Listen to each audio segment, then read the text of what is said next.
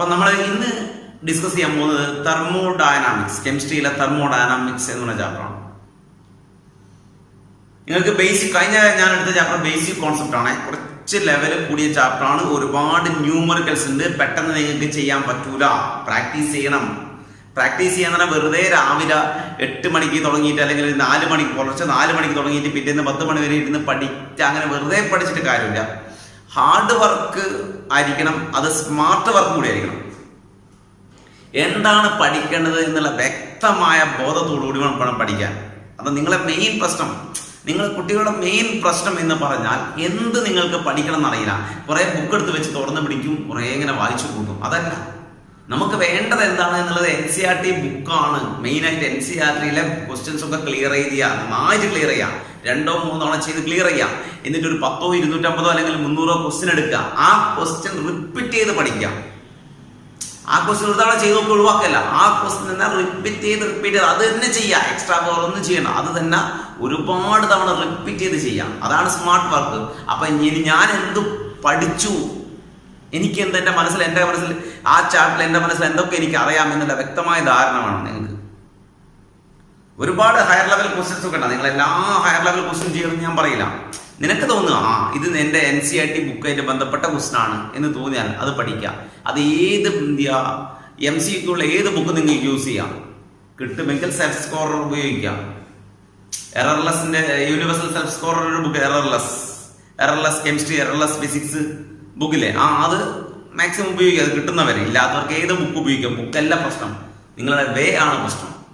കറക്റ്റായിട്ട് പഠിക്കുക. ഓക്കെ, അപ്പൊ നമ്മൾ തെർമോഡൈനാമിക്സ് സ്റ്റാർട്ട് ചെയ്യാൻ പോവാണ്. തെർമോഡൈനാമിക്സ് എന്നുള്ള ചാപ്റ്റർ. ഓക്കെ, തെർമോഡൈനാമിക്സിൽ നമ്മൾ ആദ്യം പഠിക്കുക open system, closed system, isolated system. എന്താണ് ഒരു open system? A system which can exchange energy as well as matter. Hot tea കപ്പിനെ ഓപ്പൺ കപ്പ്, ചൂട് ചായ കപ്പിലെടുത്ത് തുറന്നു വെച്ചാൽ അതിന് എനർജിയും എക്സ്ചേഞ്ച് ചെയ്യാൻ പറ്റും, മാറ്ററും എക്സ്ചേഞ്ച് ചെയ്യാൻ പറ്റും. Closed system, only energy but not matter. Energy exchange ചെയ്യാൻ പറ്റും, പക്ഷെ എന്ത് എക്സ്ചേഞ്ച് ചെയ്യാൻ പറ്റില്ല? മാറ്റർ എക്സ്ചേഞ്ച് ചെയ്യാൻ പറ്റൂല. ഹോട്ട് ടീ കപ്പിനെ ക്ലോസ്ഡ് വെസൽ, ചൂട് ചായ കപ്പിലെടുത്ത് വെച്ച് ക്ലോസ് ചെയ്ത് വെക്കുക. ചൂട് പോവും, പക്ഷെ ഇത് പോവില്ല. മാറ്റർ സിസ്റ്റം വിട്ട് പോവോ? ഇല്ല. Isolated system, neither exchange energy nor exchange matter. എനർജിയും പോവില്ല, മാറ്ററും പോവില്ല. ഹോട്ട് ടീ കപ്പിനെ തെർമോഫ്ലാസ്ക്, ഹോട്ട് ടീ കപ്പിനെ തെർമോഫ്ലാസ്ക്, ചൂട് ചായ കപ്പിലെടുത്ത് വെച്ചാൽ എനർജിയും പോവില്ല, മാറ്ററും പോവില്ല. തെർമോഫ്ലാസ്കിൽ എടുത്ത് വെച്ചാൽ എനർജിയും പോവില്ല, മാറ്ററും പോവില്ല. ഇനി തെർമോഡൈനാമിക് പ്രോസസ് ഉണ്ട്. Isothermal, adiabatic, isochoric and isobaric process. Isothermal, temperature remains constant. During that process, temperature remains constant. Change in temperature dT equal to 0. Change in temperature dT equal to 0. The isothermal process. Isobaric. Isothermal example പറയാം. Water boil ചെയ്യുന്നത്. Water boil ചെയ്യുന്നേരം 100 degree സെൽഷ്യസിലെ boil ചെയ്യുന്നത്. പക്ഷേ അതിന്റെ പ്രത്യേകത ആണ്, നിങ്ങൾ water boil ചെയ്യുന്നേരം അതിന് energy absorb ചെയ്യാൻ പറ്റുന്നുണ്ട്, എനർജി ലിബറേറ്റ് ചെയ്യാൻ പറ്റുന്നുണ്ട്. But change in temperature is equal to 0. That means that system can absorb as well as liberate energy, but change in temperature is equal to 0. അതാണ് isothermal. ഇനി isobaric, pressure remains constant. Pressure constant ആയ പ്രോസസ്സിനെ വിളിക്കുന്ന പേരാണ് isobaric. dP equal to 0. Pressure remains constant. Example, ഇവിടെ നടക്കുന്ന എല്ലാ പ്രോസസ്സും ഐസോബാറിക് ആണ്. Pressure is 1 atmosphere. അറ്റ്മോസ്ഫിയറിക് പ്രഷറിൽ നടക്കുന്ന എല്ലാ റിയാക്ഷനും ഐസോബാറിക് പ്രോസസ് ആണ്. Pressure remains constant. Isochoric, volume remains constant. Volume remains constant. Adiabatic, change in energy is equal to 0. Change in energy is equal to 0 എന്ന് പറഞ്ഞാൽ ആ സിസ്റ്റത്തിന് എനർജി അബ്സോർബ് ചെയ്യാൻ പറ്റില്ല, എനർജി ലിബറേറ്റ് ചെയ്യാൻ പറ്റില്ല. ഈ അഡിയബാറ്റിക്കും ഐസോതെർമലും തമ്മിലുള്ള വ്യത്യാസം എന്ന് പറഞ്ഞാൽ ഐസോതെർമൽ എനർജി അബ്സോർബ് ചെയ്യാൻ പറ്റും, ലിബറേറ്റ് ചെയ്യാൻ പറ്റും, but change in temperature is equal to 0. Adiabatic എന്ന് പറഞ്ഞാൽ neither energy absorb nor energy liberate. Reaction takes place in an isolated vessel. ഒരു ഐസൊലേറ്റഡ് വെസൽ, തെർമോഫ്ലാസ്കിനുള്ളിൽ ഒരു റിയാക്ഷൻ നടക്കുകയാണെങ്കിൽ അത് അഡിയബാറ്റിക് ആയിരിക്കും. neither heat absorb nor heat liberate. Clear? Isothermal, adiabatic, isochoric and isobaric. ഇത്രയും process അതിൽ common ആയിട്ട് isobaric process ആണ്. Isobaric means pressure remains constant. Isochoric means volume remains constant. Volume constant ആയിക്കൊണ്ട് നടക്കുന്ന റിയാക്ഷൻ എന്ന് പറഞ്ഞാൽ വളരെ റെയർ ആണ്. ഒരു സോളിഡ് മെൽറ്റ് ചെയ്ത് ലിക്വിഡായി മാറാം. ആ സമയത്ത് കൺസിഡറബിൾ വോളിയം ചേഞ്ച് ഉണ്ടാവില്ല. ഐസോകോറിക് ആണ്. അതുപോലെ രണ്ട് ഗ്യാഷ്യസ് റിയാക്ട് ചെയ്ത് ഗ്യാഷ്യസ് പ്രോഡക്റ്റ് ആയി മാറാം. ഫോർ എക്സാമ്പിൾ, ഇതൊരു 1 ലിറ്ററുള്ള വെസലാണ്. ഇതിൽ ഞാൻ നൈട്രജൻ ഗ്യാസ് ഫില്ല് ചെയ്തു. Volume 1 litre. കാരണം കണ്ടെയ്നറിന്റെ വോളിയമാണ് ഗ്യാസിന്റെ വോളിയം. ഞാൻ ഇതിൽ കുറച്ച് നൈട്രജൻ ഗ്യാസ് ഫില്ല് ചെയ്തപ്പം ഇതിന്റെ വോളിയം 1 ലിറ്ററാണ്. കാരണം ഇത് 1 ലിറ്ററുള്ള കണ്ടെയ്നറാണ്. ഇതിൽ ഹൈഡ്രജൻ ഗ്യാസ് ഫില്ല് ചെയ്തു. അതിനെ വോളിയം 1 ലിറ്ററാണ്. ഇവര് രണ്ടുപേരും കൂടി റിയാക്ട് ചെയ്ത് അമോണിയ ഉണ്ടായി. അതിനെ വോളിയം തന്നെയാ 1 ലിറ്റർ. അപ്പൊ കണ്ടെയ്നറിന്റെ വോളിയം ആണെന്ന് ഗ്യാസിന്റെ വോളിയം. അപ്പൊ ഒരു ക്ലോസ്ഡ് വെസലില്, ക്ലോസ്ഡ് കണ്ടെയ്നറിൽ രണ്ട് ഗ്യാഷ്യസ് റിയാക്ടന്റ് റിയാക്ട് ചെയ്ത് ഗ്യാഷ്യസ് പ്രോഡക്റ്റ് ആയി മാറുന്ന reaction, it's an isochoric process. Clear? So isothermal, adiabatic, isochoric and isobaric. അപ്പൊ ഐസോകോറിക് എക്സാമ്പിൾ ഇല്ലേ? Two gaseous reactants react to form gaseous പ്രോഡക്റ്റിനെ closed vessel. Melting fusion of solids, melting of solids is an isocoric. Isothermal temperature remains constant. Appo thermodynamics le process. Okay. Next വരുന്ന thermodynamic properties ആണ്. Thermodynamic properties extensive and intensive property. അപ്പോഴാണ് നമുക്ക് question ഉണ്ടാവുക. Extensive and intensive property. A property which depend upon the quantity of matter. ഒരു property ക്വാണ്ടിറ്റിനെ depend ചെയ്യണമെങ്കിൽ it's known as an extensive property. For example, mass is an extensive property. അത് ക്വാണ്ടിറ്റിനെ depend ചെയ്യുന്നു. Volume is an extensive property. അത് ക്വാണ്ടിറ്റിനെ depend ചെയ്യും. Intensive property എന്ന് പറഞ്ഞാൽ which does not depend upon the quantity of matter. ക്വാണ്ടിറ്റിനെ depend ചെയ്യില്ല. For example, 1 ml water എടുത്താലും 100 ml water എടുത്താലും ബോയിലിംഗ് പോയിന്റ് is 100. ശരിയല്ലേ? 1 ml വെള്ളം എടുത്താലും 100 ml വെള്ളം എടുത്താലും ബോയിലിംഗ് പോയിന്റ് 100 ആണ്. അത് 10 ലിറ്റർ വെള്ളം എടുത്താലും ബോയിലിംഗ് പോയിന്റ് 100 ആണ്. അത് എന്തിനെ ഡിപ്പെൻഡ് ചെയ്യില്ല? ബോയിലിംഗ് പോയിന്റ് എന്നുള്ള പ്രോപ്പർട്ടി ക്വാണ്ടിറ്റിനെ ഡിപ്പെൻഡ് ചെയ്യുന്നില്ല. Clear? Boiling point, melting point, freezing point, surface tension, viscosity, refracting index, ഇതൊന്നും ആരെ ഡിപ്പെൻഡ് ചെയ്യില്ല? ക്വാണ്ടിറ്റിനെ ഡിപ്പെൻഡ് ചെയ്യില്ല. അപ്പൊ ക്വാണ്ടിറ്റിനെ ഡിപ്പെൻഡ് ചെയ്യാത്ത പ്രോപ്പർട്ടിയെ ഇന്റൻസീവ് എന്നും ക്വാണ്ടിറ്റിനെ ഡിപ്പെൻഡ് ചെയ്യുന്ന പ്രോപ്പർട്ടിയെ എക്സ്റ്റൻസീവ് എന്നും വിളിക്കും. മാസ്, വോളിയം ഓർമ്മിക്കാം. മാസ് ഒരു എക്സ്റ്റൻസീവ് പ്രോപ്പർട്ടിയാണ്. വോളിയം ഒരു എക്സ്റ്റൻസീവ് പ്രോപ്പർട്ടിയാണ്. Mass by volume, it is known as density. Remember, it's an intensive property. മാസും volume, mass by volume, mass by volume, രണ്ട് എക്സ്റ്റൻസീവ് പ്രോപ്പർട്ടിയുടെ റേഷ്യോ എപ്പോഴും ഒരു ഇന്റൻസീവ് പ്രോപ്പർട്ടി ആയിരിക്കും.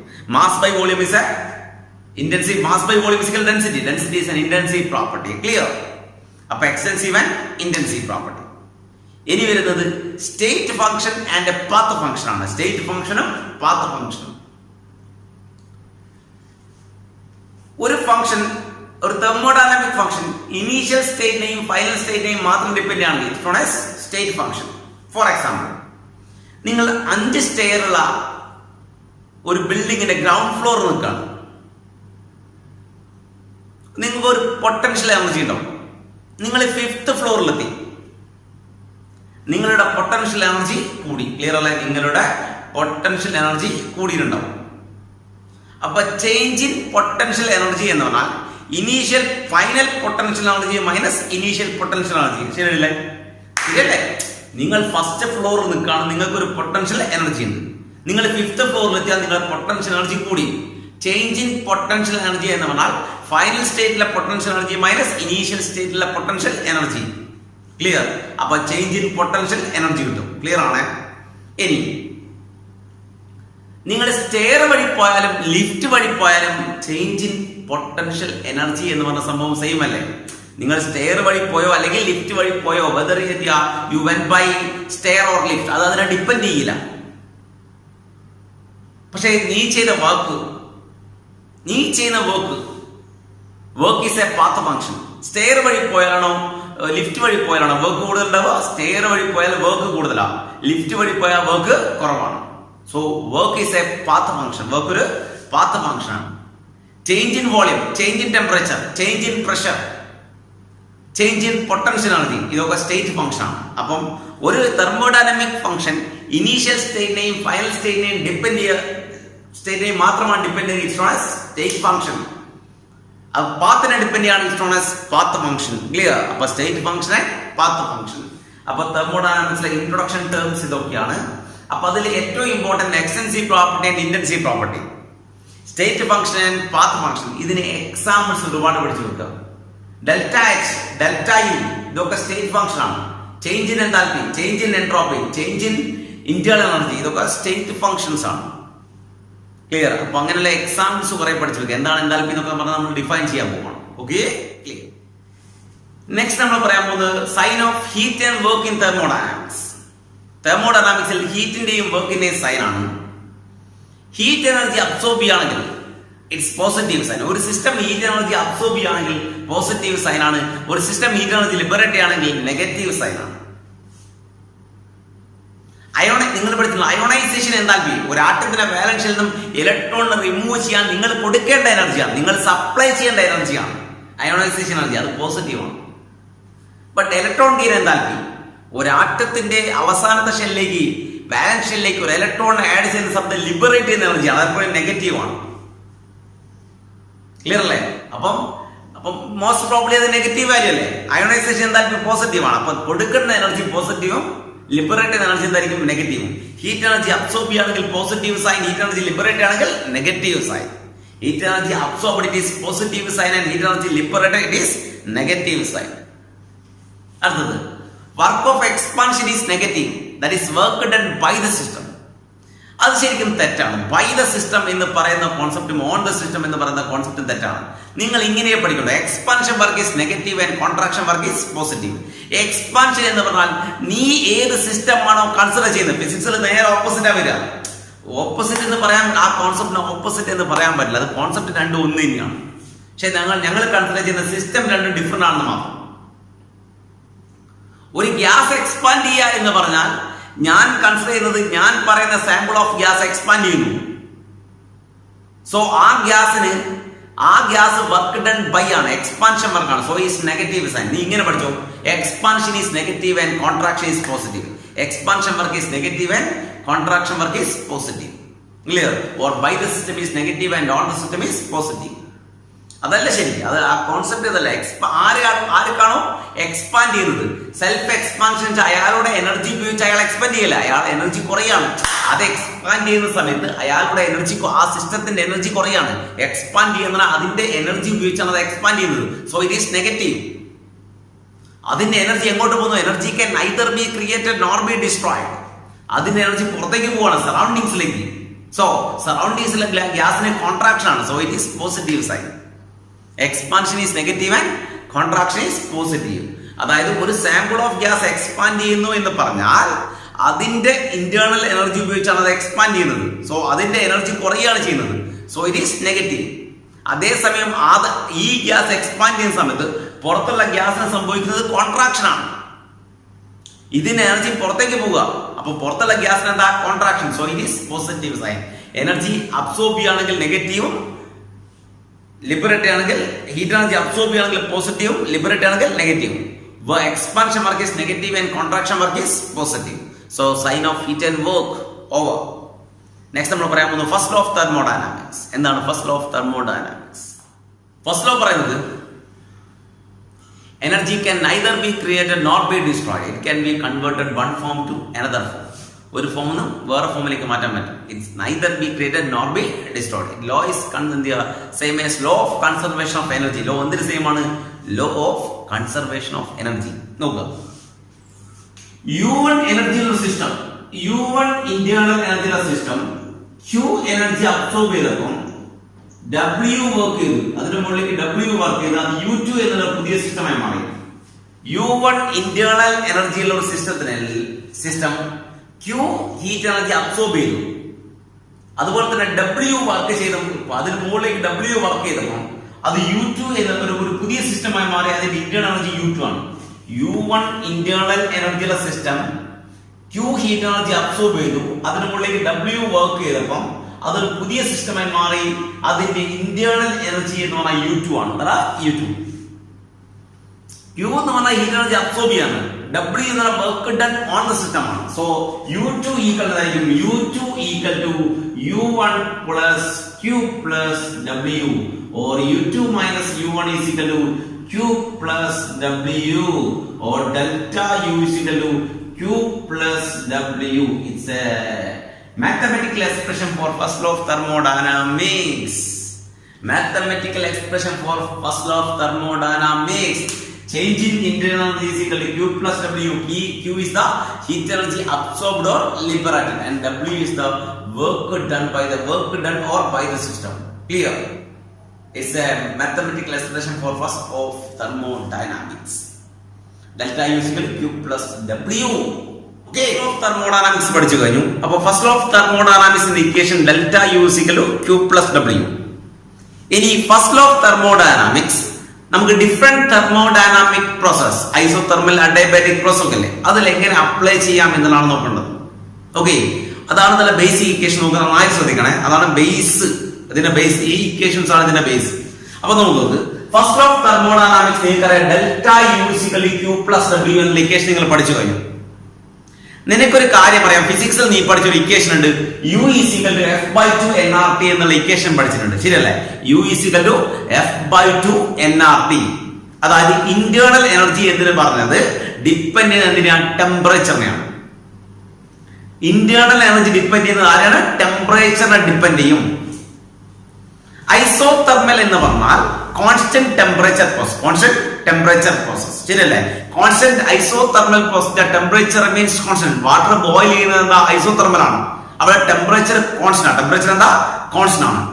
ടെമ്പറേച്ചർ കോൺസ്റ്റന്റ് ആണെങ്കിൽ അവിടെ ഇന്റേണൽ എനർജി ചേഞ്ച് എന്ന് പറഞ്ഞാൽ എന്തായിരിക്കും? സീറോ ആയിരിക്കും. ഇന്റേണൽ ചേഞ്ച് ഉണ്ടാവില്ല. ക്ലിയർ അല്ലേ? ടെമ്പറേച്ചർ കോൺസ്റ്റന്റ് ആണെങ്കിൽ അവിടെ എന്തുണ്ടാവില്ല? ഇന്റേണൽ എനർജി ചേഞ്ച് ഉണ്ടാവില്ല. കാരണം ഇന്റേണൽ എനർജി എന്ന് പറഞ്ഞ equation depend U is equal to F/2 nRT. ഈ സാധനം ടെമ്പറേച്ചർ കോൺസ്റ്റന്റ് ആണെങ്കിൽ ഇവിടേക്ക് ആർക്ക് ചേഞ്ച് ഉണ്ടാവില്ല? ഇന്റേണൽ എനർജിക്ക് ചേഞ്ച് ഉണ്ടാവില്ല. So delta U is equal to 0. Delta U is equal to 0. ഈ ഇക്വേഷനിൽ ഡെൽറ്റ U 0 ആണെങ്കിൽ Q plus W is equal to 0 അല്ലേ? നിങ്ങൾ നോക്ക്, delta U is equal to Q plus W. Delta U is equal to Q plus W. നമ്മൾ പഠിക്കാൻ പോകുന്ന isothermal process. Isothermal process എന്ന് പറഞ്ഞാൽ ടെമ്പറേച്ചർ കോൺസ്റ്റന്റ് എന്ന് പറഞ്ഞാൽ ടെമ്പറേച്ചർ, ഇന്റേണൽ എനർജിയും ടെമ്പറേച്ചർ നമ്മൾ റിലേറ്റ് ചെയ്ത ഇക്വേഷൻ നിങ്ങൾ പഠിച്ചിട്ടുണ്ട്. ടെമ്പറേച്ചർ കോൺസ്റ്റന്റ് ആണെങ്കിൽ change in internal energy zero. അപ്പൊ നമുക്ക് എഴുതാം Q plus W is equal to 0 or Q is equal to minus W. ഇതാണ് ഐസോതെർമലിന്റെ ബേസിക് ഇക്വേഷൻ. എല്ലാ ഐസോതെർമൽ പ്രോസസ്സിന്റെ basic equation Q is equal to minus W എന്നുള്ള ഇക്വേഷൻ. ഇത് അവിടെ നോട്ട് ചെയ്ത് വെക്കുക. Q equal to minus W എന്നുള്ള ഇക്വേഷൻ മെയിൻ ആയിട്ട് നമ്മൾ നോട്ട് ചെയ്ത് വെച്ചു. ക്ലിയർ അല്ലേ? ഇനി നമുക്ക് ഇതിനെ ഈ പ്രോസസ്സിനെ രണ്ടായി ഡിവൈഡ് ചെയ്യാം. ഐസോതെർമൽ പ്രോസസ്സിനെ ഇറവേഴ്സിബിൾ എക്സ്പാൻഷനും reversible expansion. Irreversible expansion, reversible expansion. ഒരു ഇറവേഴ്സിബിൾ എക്സ്പാൻഷൻ ആദ്യം നമ്മൾ നോക്കുന്നത് ഇറവേഴ്സിബിൾ എക്സ്പാൻഷൻ ആണ്. ഒരു സാമ്പിൾ ഓഫ് ഗ്യാസ് അതിന്റെ വോളിയം V1 V2 ആക്കി മാറ്റും. V1 V2 ഒരു സാമ്പിൾ ഓഫ് ഗ്യാസ് എന്ത് ചെയ്യുക? ഐസോതെർമൽ ടെമ്പറേച്ചർ കോൺസ്റ്റന്റ് ആയിക്കൊണ്ട് ഒരു സാമ്പിൾ ഓഫ് ഗ്യാസ് എന്താക്കുക? അതിന്റെ വോളിയം V1 V2 ആക്കി മാറ്റിയ അവിടെ നടക്കുന്ന വർക്ക് എന്ന് പറഞ്ഞാൽ എന്തായിരിക്കും? P delta V. ഡൗട്ട് ഇല്ലല്ലോ, അത് അവിടെ നടക്കുന്ന work P delta V. Clear? ഇവിടെ മൈനസ് സൈൻ കൊടുത്തിരിക്കുന്നത് P work is equal to P W is equal to W is equal to P delta V എന്നതാണ്. W is equal to P delta V. ഒരു sample of gas അതിന്റെ volume V1 V2 ആക്കി മാറ്റുന്ന W is equal to P delta V. So expansion work ആയതുകൊണ്ട് ഇവിടെ നമുക്ക് minus sign കൊടുക്കാം. Minus P delta V, minus P delta V ഇവിടെ ഉണ്ട്. Minus P delta V. Already നമുക്കറിയാം Q is equal to minus W എന്നുള്ള isothermal ചേഞ്ചിൽ Q is equal to minus W അല്ലേ? ഈ മൈനസ് സൈൻ അവിടെ ഉണ്ട്. പിന്നെ ഒരു എക്സ്പാൻഷൻ വർക്ക് ആയതുകൊണ്ട് ഇവിടെ വർക്കിന് ഞാൻ കൊടുത്തു minus P delta V. Minus of minus ആയി മാറി പ്ലസ് ആയി മാറി. സോ P ഡെൽറ്റ V എന്നത് P into V2 minus V1 എഴുതാം. അപ്പൊ ഒന്നുകൂടി പറയാണ്, for an isothermal irreversible change W is equal to minus P delta V. Expansion ആയതുകൊണ്ട് W is equal to minus P delta V ആണ്. W is equal to minus P delta V. നമ്മൾ എന്തിൽ apply ചെയ്യാൻ പോവാണ്? ഈ ചേഞ്ചിൽ apply ചെയ്യാൻ പോവാണ്. Delta Q is equal to minus W എന്ന ഇക്വേഷൻ അറിയാം. So isothermal expansion it is minus P delta V. So minus of minus positive ആയി മാറി it become P into V2 minus V1. Right? അപ്പോൾ ഒറ്റ equation പഠിച്ചോ. For an isothermal irreversible change, for an isothermal irreversible change P into V2 minus V1. Clear? Q is equal to minus P V2 minus V1. In isothermal reversible change, isothermal reversible change Q is equal to minus W. Reversible change ഞാൻ derive ചെയ്യുന്നില്ല. reversible change ൽ ഇവിടെ work കാണാൻ equation ആണ് minus nRT ln V2 by V1. അത് 10 ബേസിലേക്ക് മാറ്റിയപ്പോൾ 2.303 nRT log V2 by V1. Clear? Next is for an adiabatic change. Adiabatic change എന്ന് പറഞ്ഞാൽ heat energy Q is equal to 0 ആണ്. Q is equal to 0. നമ്മുടെ equation Q is equal to 0. So delta U is equal to W. Delta U is equal to W. അപ്പം ഈ മൂന്ന് equation പഠിച്ചു വെക്കുക. For an isothermal irreversible change Q is equal to P into V2 minus V1. Q is equal to P into V2 minus V1. Okay?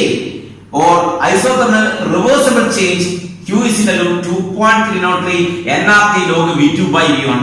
Or an adiabatic change delta U is equal to W. Clear? ഈ മൂന്ന് equation ഓർമ്മിച്ചു വെക്കുക.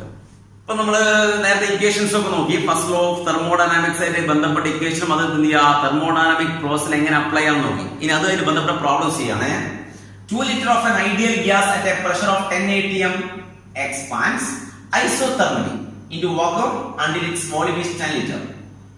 How much heat is absorbed and how much work done in the question?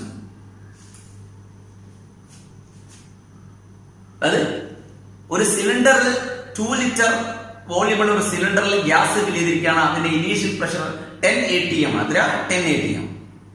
2 ലിറ്ററുള്ള സിലിണ്ടറിൽ ഞാൻ കുറച്ച് gas എടുത്തു. അതിന് initial pressure 10 atm ആണ്. ഞാൻ അതിനെ ഡിഫറെന്റ് കണ്ടീഷനിൽ എക്സ്പാൻഡ് ചെയ്യാം. ഓക്കെ, ഒന്ന് വാക്വത്തിൽ എക്സ്പാൻഡ് ചെയ്യും ആദ്യം. പിന്നെ ഞാനത് 1 atm pressure, external pressure 1 atm ഉള്ള സ്ഥലത്ത് പോയി എക്സ്പാൻഡ് ചെയ്യും. ആ സമയത്ത് ഹീറ്റ് എനർജി ചേഞ്ചും വർക്ക് എന്താണെന്നുള്ള ചോദ്യം ക്വസ്റ്റ്യൻ മതി കേട്ടോ. അപ്പം 2 liter of an ideal gas at a pressure of 10 atm expand isothermally. ഇത് ഇനീഷ്യൽ പ്രഷറും initial വോളിയമാണ്. Its vacuum until its volume is 10 liter. Q is equal to minus W on the equation നിങ്ങൾക്ക് അറിയാം. Or Q is equal to minus P delta V. Expansion ആയതുകൊണ്ട് minus P delta V. Or Q is equal to P delta V. Or P into V2 minus V1, right? P into V2 minus V1.